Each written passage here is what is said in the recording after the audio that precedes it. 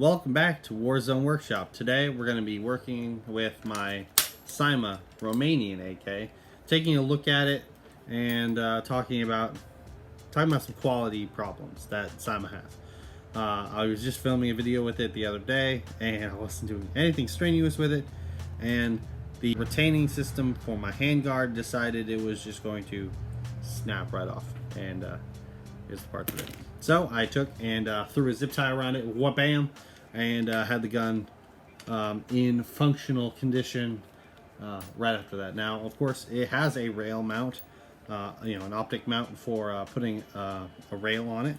But just because it has one doesn't mean you should do it, because one, that's a weird looking budget optic that you probably shouldn't spend money on because it looks weird, and two, just because it has a side mount doesn't mean it looks good with the side mount. It's a nice classic gun. It's got a wood handguard with the donkey dong. It's got the side folding wire stock. It's good the way it is. It's one of the guns you get for the look, not necessarily for the function. So, of course, it's got a stylized magazine to go with its stylized stock. It's got paracord that has been added to it. I would suggest both of those for the feng shui of the gun. It just overall adds to the look of the gun. So how did I make mine look all rusty and grimy and muddy and filthy without actually putting any mud on it, or just using plain paint that would scrape off? Because, like, if you look at it, it's got some texture to it, and it doesn't rub off.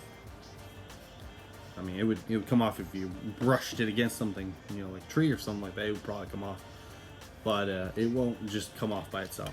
That's for sure. But how I did that was I just took some brown paint, some reddish brown paint, nice rust color, and I took some JB Weld 2-part and mixed it up with the paint, got it to the color I wanted, and then applied it to the gun. Kind of just dabbed it onto the gun with the stick and then smeared it around here and there. Got it all over the place. I put on gloves and used that so I could smear it into the grooves and the in recesses and stuff like that. And it came out fantastic. It looks nice and rusted, like my gun's been through a lot. And of course, then I burned the openings here in the upper part of the handguard, where the heat would vent out from firing it, especially firing it a lot on full auto, because that would start to singe. So I did that, and it was just all cosmetic stuff. The gun had its share of problems when I got it. I got it used on eBay, and I'm not sure what had been done to it before, but when I got it, it was in non-functioning condition.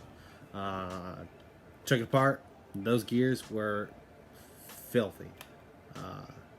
They were all gummed up. So I took them out, cleaned them, put them back in, put a ICS Turbo 3000 motor or whatever it was into the gun, and it starts spitting out plastic real good. So, works now. Everything else inside it's stock. I think I put the original motor back in.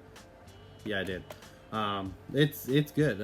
It's just a fun gun to take out whenever I want to have my Somali pirate gun. I'm captain now. But yeah, all in all, I like it.